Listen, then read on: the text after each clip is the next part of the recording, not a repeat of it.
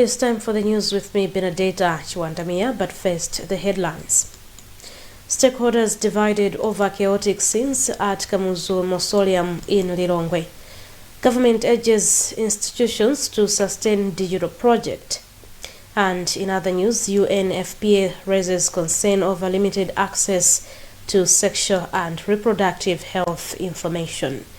We have these and other stories. Please do stay with us.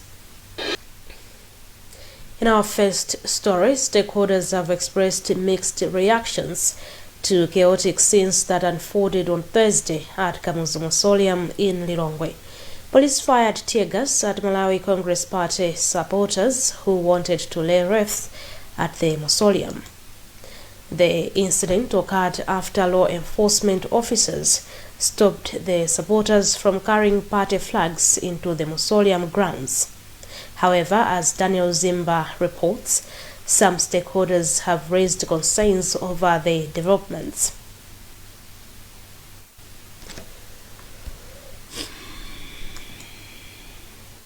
In separate statements issued on Thursday, the Information, Technology and Digitalization Minister Shadrack Namalomba and Homeland Security Peter Mukito described MCP officials' attempt to lay wreath on Kamuzu Banda's final resting place hours after the official government's similar event as unlawful. The ministers backed the manner in which police officers prevented MCP officials from accessing the mausoleum using tear gas. According to Namalomba, MCP officials were supposed to obtain permission from the relevant government officials before marching from its offices to the mausoleum, while Mukito called for political leaders to respect the rule of law. However, in reaction, MCP spokesperson Chakwera described the police conduct as an attempt to intimidate MCP, saying the party remains resolute and will continue defending the rights of Malawians. On the other hand, UTM and UDF presidents Daliso Kabambe and Adpele Muluzi, respectively, condemned the use of tear gas to chase away MCP members, including former state president Lazarus Chakwera. Kabambe then emphasized the need for political leaders to distinguish national from political affairs by prioritizing legal and non-partisan protocols when observing public commemorations for the sake of national unity in a democratic society. Despite backing the condemnations, Muluzi described the presidency as a national institution, arguing that any sitting or former head of state deserves dignity, recognition and respect in discharge of national duties. On the other hand, National Advocacy Platform chairperson Benedicto Kondowe also condemned the incident, asking Malawi Police Service to provide detailed accounts of what transpired. The incident comes amid separate Kamuzu Day commemorations by the government and the Malawi Congress Party, with MCP officials alleging that former President Chakwera was not invited to the official event, hence their separate arrangements.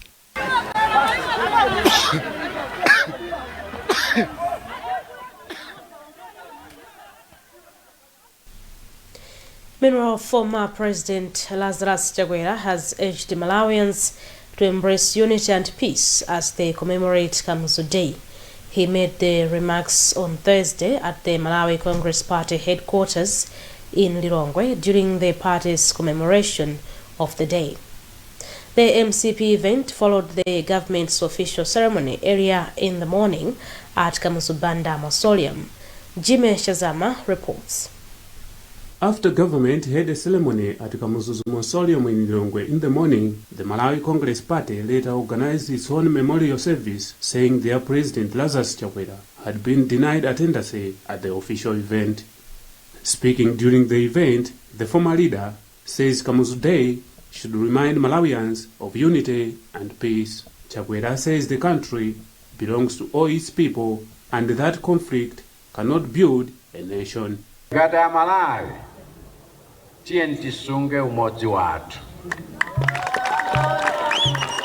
Chifukwa dzikoli sila munthu mmodzi, sila mtundu umodzi, sila chipembedzo chimodzi, sila chigawo chimodzi, koma dziko la tonse. Komanso si dziko la chipani chimodzi ayi.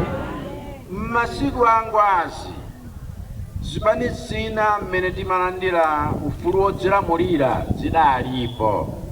Padapita nthawi mpakana nkudzakhala chipani chimodzi. Ndipo zochitika mchipani chimodzimo zinali za Nkhani kufikiranso early 90s pamene amalawi adati tikhale ndi zipani zosiyanasiyana ndipo tikasunga mwambo wolelana wololelana wokhululukirana woyanjana woti tipite patsogolo limodzi chifukwa masomphenya athu ndi amodzi ndiye kuti ife tikhala anthu amene tili kumanga Malawi wakuti iwo amene sanabadwe lero akhoza kudzakondwera naye. Earlier in the day, MCP Secretary General Richard Chimwendo Banda says the party will remain strong even if some of its leaders are arrested. Police later fired tear gas at MCP supporters who attempted to lay wreaths at Kamuzu's grave, saying the official wreath laying had already taken place. Government has asked institutions benefiting from Digital Malawi Acceleration Project to take ownership and sustain the digital facilities to ensure the project achieves its intended goals. Minister of Information Technology and Digitalization, Shadrack Namalomba, made the remarks on Thursday as he concluded his inspection of the project's implementation in Zomba district. Daniel Zimba reports. On Tuesday, the minister inspected the Digital Malawi Acceleration Project at the National Statistical Offices and its subsidiary, the Malawi Research and Education Network, at the University of Malawi in Zomba district. At UNIMA, Namalomba observed that accessing the internet remains a challenge due to weak signals, urging authorities to address the issue and include student innovations as part of the solution. He also emphasized the need for joint efforts in maximizing digital transformation, challenging development partners to support the government by establishing a national e-library to provide local academic content. Samson Sajidu is the Vice Chancellor of UNIMA. The internet speed is there, as I've mentioned, is 1,500 Mbps, but now the actual signal, and we'll improve on that. The other exciting thing is that the minister seems to be passionate and agrees with us as management that indeed we should provide the internet even to the neighborhood, because most of our students are staying in the neighborhood. On the other hand, Maren's Chief Executive Officer Solomon Dindi said that since its inception in 2018, the project has improved internet protocol and increased student internet bandwidth from 1 unit to 128 units per student against an international recommendation of 2,000 units per student in public higher learning institutions. On average, for the education system, the average was 7 kilobits per second per student, or 7 units of internet per student. But that value has gone up. Today we are at around 128 units per student. Of course, we are way below the international average or expectation. The standard is at 2,000 units per student, and we have moved on from 7 to 128, and we expect we'll be able to hit a better mark, especially with the upcoming project under government called Digital Malawi Acceleration Project. Under the Digital Malawi Acceleration Project, the government also allocated 30 computers and 5 printers to the National Statistical Office, which are reportedly aiding the ongoing establishment of a new website for the institution. Some civil society organizations have challenged what they describe as distorted information about the country's economic situation. The organizations, led by concerned citizens of Malawi, told journalists in Blantyre that government has taken steps aimed at reviving the economy and that the efforts are beginning to positively affect citizens. Concerned citizens of Malawi Executive Director Edwards Kambanje says inflation has eased compared to last year. One of the commentators, Mavuto Bamusi, explains. So one conclusion that we are arriving at is that the Malawi economy is generating confidence, and that as civil societies we are developing confidence in the economic leadership of this country. And we know, as much as many do know, that there is a thin line between political leadership and economic leadership. So the politics and the economy go hand in hand. So there are a few things very important things that we have observed. Number one is the improvement in inflation. So the rate at which prices of goods and services were rising in the past 5 years is now different. Malawi presided over one of the highest levels of inflation between 2020 and 2025. So, for example, we have observed as a civil society that inflation was at 40%, and that was the food inflation, 40% between 2023 and 2024. This means that the prices of basic and essential commodities like food were rising at a very supersonic speed. So as a civil society, we highlight an example of the price of maize, which hit 100,000 kwacha between 2024 and 2025. But currently, comparatively, we observe that the price of maize has significantly reduced. You're watching the news on TTV. We'll be right back.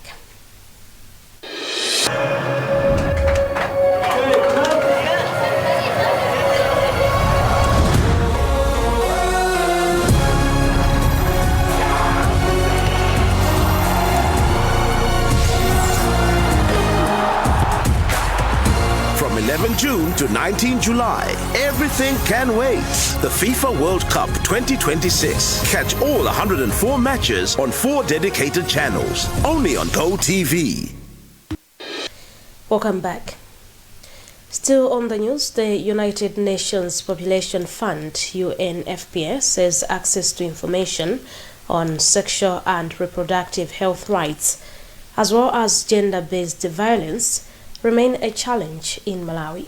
UNFPA Deputy Representative and Officer in Charge Sabrina Pestelli said this during a national pitch competition held in Lilongwe. Pempero Malimba reports. Pestelli observed that Malawi continues to record increased cases of early pregnancies and school dropouts, which cripple the future of many young Malawians. She said there's a need for Malawi to invest more to ensure access to relevant information on sexual, reproductive health and rights. We know that if young people have education on sexual reproductive health and rights, they are not more prone to have early sex. They are just eventually delaying this age and making the right choice for their own. So I think more access to the information, and I guess if more can be done in terms of education. During the event, a Chakwera-based primary school teacher, Manes Kaombe, emerged as the winner of the competition and received 1.5 million kwacha, while Angela Chirwa Saidi came second and walked away with 1 million kwacha. Paul Matiasi came third and went away with 850,000 kwacha. Kaombe had this to say. One thing which has moved me onto this competition is the part of innovation. Youth, they are always interested in what they already know, like songs, games, poems. So this one made me to be into this competition. The competition was part of the UNFPA supported empowered program being implemented in Mchinji, Chakwera and Nkatabe. National Commission for Science and Technology, NCST, has urged stakeholders to strengthen collaboration to ensure academic research in Malawi is transformed into commercially viable products capable of driving national development. NCST Acting Director of Technology Transfer, Isaac Chingota, made the remarks during a technology transfer seminar in Blantyre, hosted by the Malawi University of Business and Applied Sciences, MUBAS. More in this report by Elwele Nimpasa, read by Sam Banda Jr. Chingota said universities have a critical role to play in developing practical innovations that can create jobs, attract investment, and contribute meaningfully to economic growth in the country. As National Commission for Science and Technology, one of our mandates is to regulate technology transfer in the country. So we do that, of course, by registering technology transfer offices. So right now we have, I would say, 3 of them that have been registered at MUBAS, Zuni, and Luana. And we have 3 or 4 more that are in the pipeline from the other universities. In the 2 or 3 years that we have started this process, I think what we are seeing is one greater awareness of issues around intellectual property.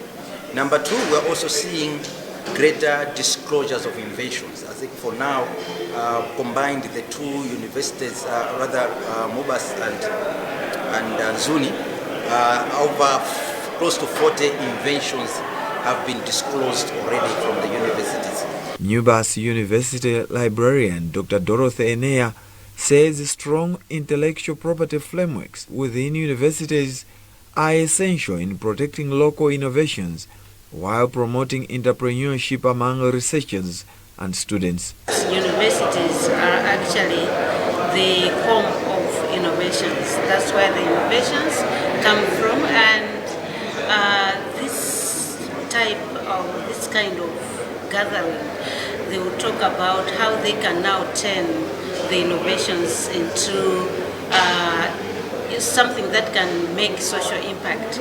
So we are moving from the laboratory, from the lecture halls, from the labs to the market. The seminar brought together academics and innovation stakeholders under the theme Strengthening Malawian Universities' Innovation Ecosystems, from IP protection to commercial impact.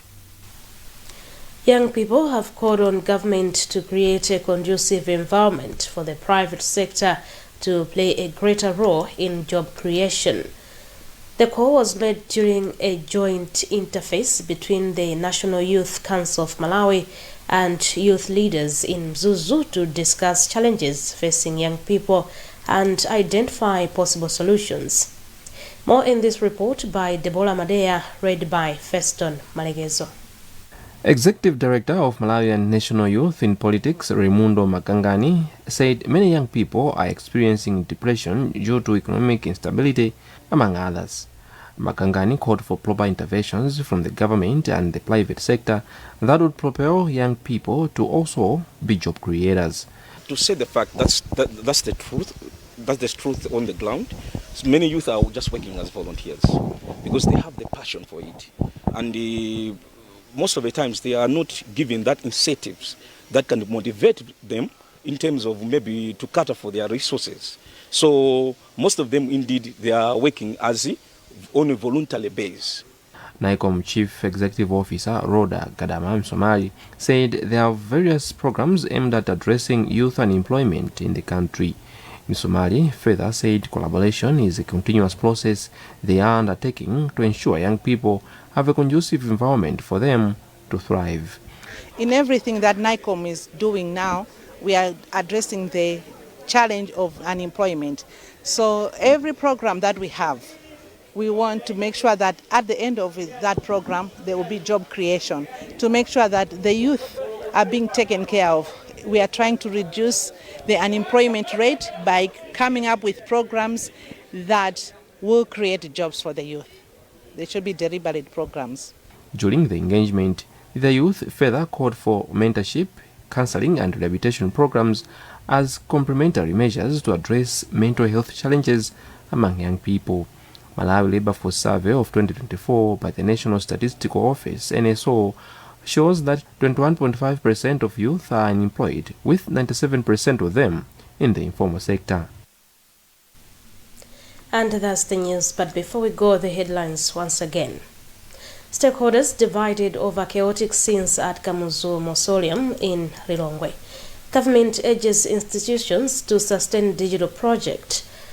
And in other news, UNFPA raises concern over limited access to sexual and reproductive health information. You can access these and other stories on the Times Group Malawi website, the Malawi Times 360 Malawi Facebook page, and on Times 360 Malawi on X. You can also subscribe to 1895 simply by dialing *1895#. I am Benedetta Chiwandamia. Good evening.